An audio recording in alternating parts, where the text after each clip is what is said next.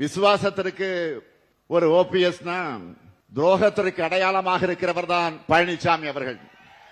அதிமுகவுல 3 முறை முதல்வர் பதவியை பெற்று அத்தனையும் அனுபவித்த ஓபிஎஸ் திமுகவுக்கு வந்திருக்கிறார். அவர் ஸ்டாலினுக்கு விசுவாசிங்க. தன்னுடைய கட்சியிலிருந்து இன்னொரு கட்சிக்கு திரும்பி பார்க்காத ஒருவர் எடப்பாடி பழனிசாமி. அவர் துரோகத்துக்கு உருவாகமா? இது எப்படி?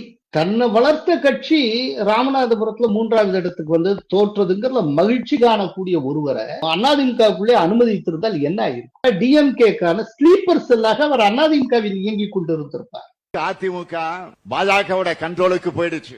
ஏடிஎம்கே பிஜேபி கட்டுப்பாட்டுல வந்திருந்தது அப்படின்னா 2024 தேர்தலின் போது என்டிஏவிலிருந்து வெளியேறுகிறோம் அப்படிங்கிற அறிவிப்பை எடப்பாடி பழனிசாமி எப்படி வெளியிட்டார்? உண்மையை சொன்னா காங்கிரஸ் கட்டுப்பாட்டில் டிஎம்கே இருந்து கொண்டு இருக்கிறது.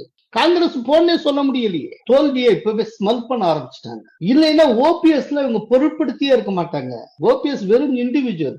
ஓபிஎஸ் நம்புகிற மாதிரியோ ஸ்டாலின் அவர்கள் கனவு காண்கிற மாதிரியோ களம் இல்லை.